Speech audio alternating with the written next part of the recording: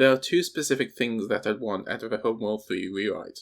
The first is canonizing Cataclysm in some way, and the second is narratively contextualizing their take on roguelikes, wargames. And I have a pitch to do just that. But first, let's talk about Homeworld as if it was 40k. Imagine if the Emperor of Mankind discovered that there was a new Astronomicon shining out in the void of space. It requires no sacrifices to run, and the people who discovered it are happy to trade and welcome other cultures into their fold. The Emperor would crush them, take their second Astronomicon, and consolidate its power alongside his Astronomicon. Now imagine if the Emperor failed, losing his power to a single carrier who had rallied the entire empire against him and the legitimizing power of the Astronomicon. But then Abaddon the Despoiler finds a third Astronomicon, and the Emperor deals with Abaddon to make sure that at least his Adeptus Astartes get to control the galaxy, even if that means providing concessions to the ruinous powers. Now replace the Astronomicon with the hyperspace cores. You get the idea. So in Homeworld 3, no new hypercores found. The Higarians are in control of Seljuk, and Seljuk is the great triple Astronomicon making spaceflight safe and cheap for everyone. The mothership is old now, and has been anchored around Higara in geostationary orbit, and is now operated as a holy site, museum, and academy of the Coalition Navy. The galaxy has become peaceful for the first time in generations, and many in the inner systems have never known war. But war is still waged against the exiled Tidan and Vega, with many seeing little reasons to support it. And now the inner systems see the mothership as an ugly relic that is no longer necessary. Morale is low, and most enter the Mothership Academy for their own reasons, such as the main character, Rachel Somtor, which leads us on to a couple retcons.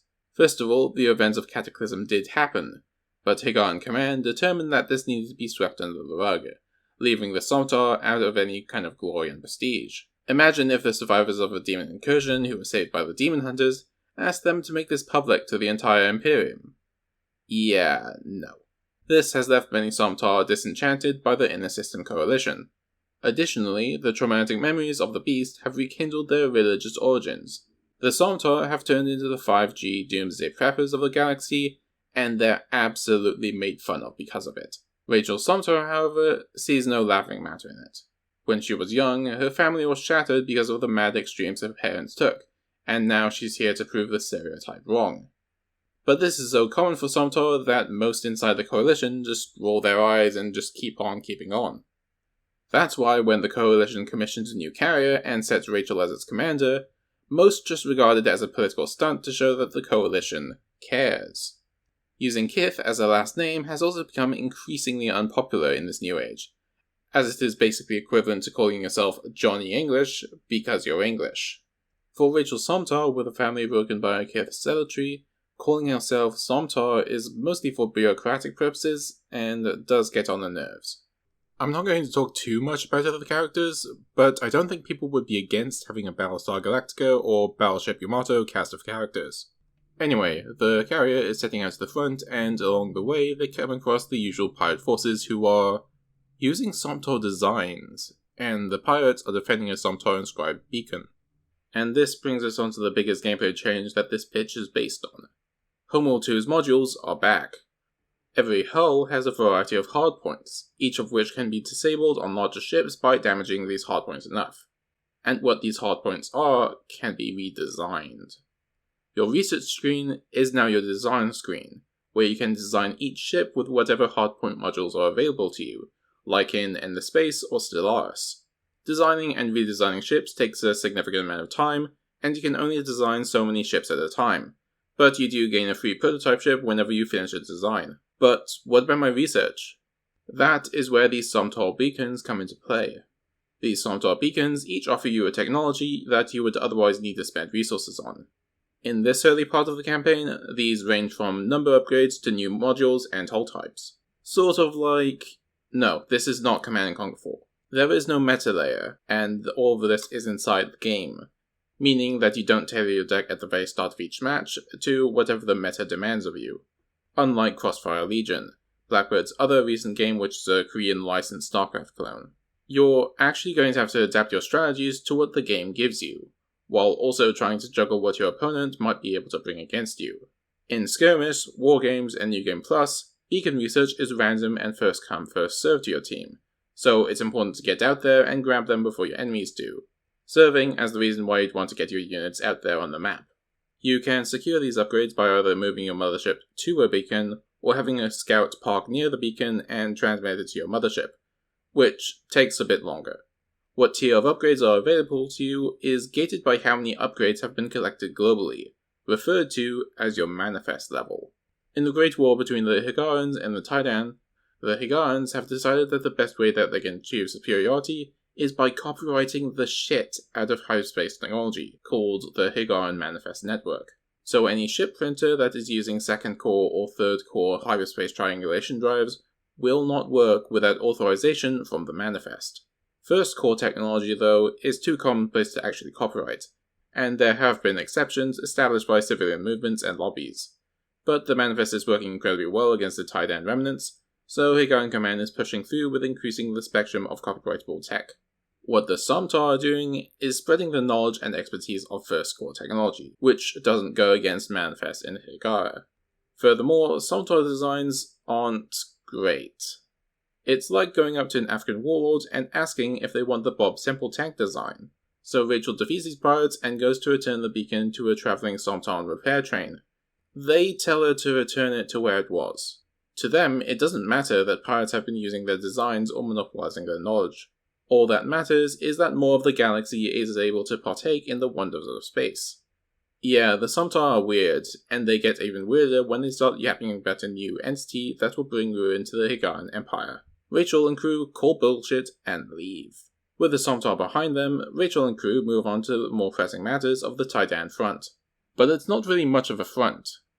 With the toppling of the Empire, the Imperial line has become increasingly desperate until it became illegitimate by aiding Makan in Homeworld 2. Now the Taidan are fighting amongst themselves in order to see who will create the next Taidan Imperial family, and the one in the lead is a Taidani queen.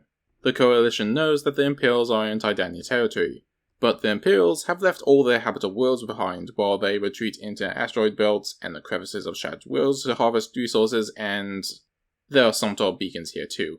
Rachel discovers that no Coalition forces are taking the Somtar seriously, so she begins petitioning High Command for an expedition into discovering her people's intentions.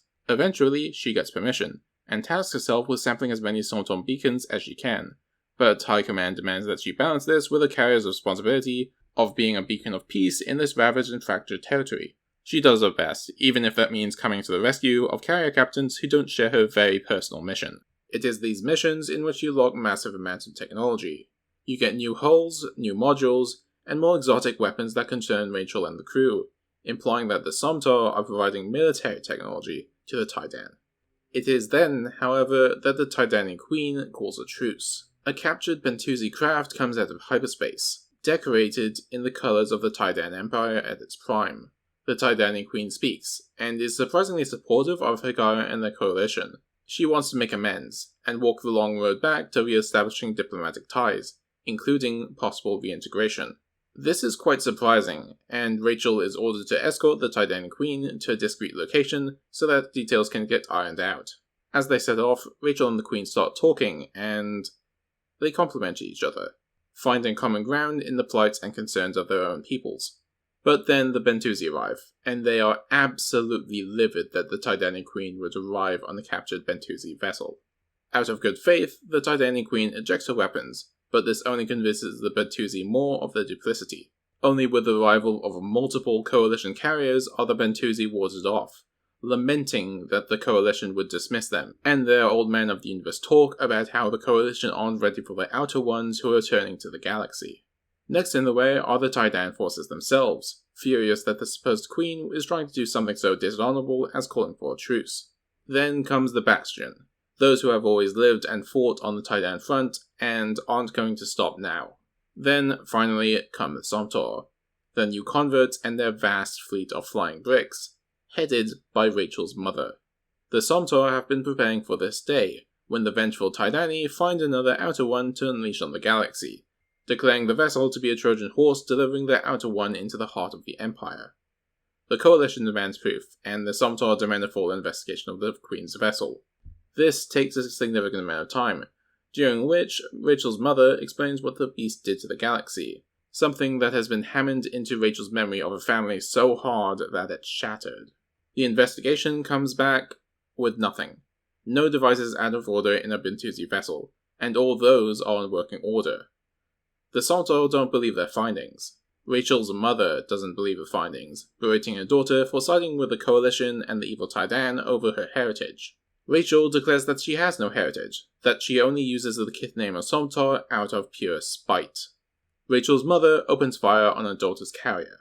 The fight is long, hard, and traumatic for Rachel as her mother is consumed by the void of space. Exhausted, Rachel orders the carrier onwards, towards the rendezvous point. When they reach the rendezvous point, half the galaxy is waiting for them with great fanfare, a historic end to the war being played out throughout the entire galaxy. Rachel finally made it. It is then that the Queen, the true Queen, makes an announcement. The Higans can go fuck themselves. In the madness and chaos of the battles they faced, a select few Tidani engineers have managed to cobble together a super powerful transmitter linked to an extremely well-disguised Other One device. They turn it on, broadcasting the Other One to all other vessels, who then broadcast it onwards to half the galaxy. This Other One, the Voice, gives every single computer in the galaxy diarrhea, making every single replicator produce garbage, and every single database shit bricks. The galaxy's stock market goes haywire, personal savings get shaken and stirred with someone else's every 5 seconds, and everyone is calling the wrong number. No one has been hurt, but the sense of security has been erased from existence, and the Manifest is unraveling its secrets to the entire galaxy, which the Somtar beacons are transmitting. Every backroom deal, every orchestrated plot, every design spec is available to everyone in the galaxy, supplied and transmitted by the Somtar. It poses the greatest opportunity for the people of the galaxy, and the greatest threat to the Coalition, and the Tidan are 100% responsible. The body double is interrogated. She says that it was an honor to take the place of the Queen, but this was supposed to be a mission of peace. A peace that Rachel killed her mother for. So Rachel personally puts a bullet in the body double's brain. So now Rachel's mission is to hunt down the Tidani Queen, deal with the Somtar, and somehow find a way to silence the Voice which is unleashing all these technological crises on the galaxy. And the Voice interacts with the Manifest system in a very interesting way. As your Manifest level increases throughout the skirmish match, beacon upgrades have a chance to be corrupted, granting them an additional modifier for free. As your Manifest level increases further, designs of the Voice appear, which are incredibly powerful and exotic modules that are almost arcane in nature. These voice designs, however, have a new stat to them: corruption. All hulls have a max corruption, limiting how many voice designs you can have on a single hull. And the hulls with the highest max corruption are the Somtar. And when you next meet them, they use that to their full advantage. After the Beast Slayers were ejected, they spent years in silent contempt of the Coalition. So when they found a new Outer One, they ordered complete silence on the topic, using the knowledge they gained from studying the Beast to do significantly better this time. They began to design hulls that could survive the effects of what they called the Voice. It wasn't as lethal as the Beast, but it was just as severe. In fact, the Voice can't even kill, it can only create oddities. Corrupted designs are actually quite safe and powerful, just they always feel haunted. Having enough corruption in your designs means new voice lines and callouts for your units. At low levels, it's just an anomaly, but at high levels, they start hearing things. You know, the usual knocking on airlock doors, radar contacts that don't go away, and some demonic intelligence wanting your wallet. And that's the end of my pitch. If you like this content, then please send this to Mandalore Gaming and any other channel that cares about Homeworld and the fate of the RTS in general.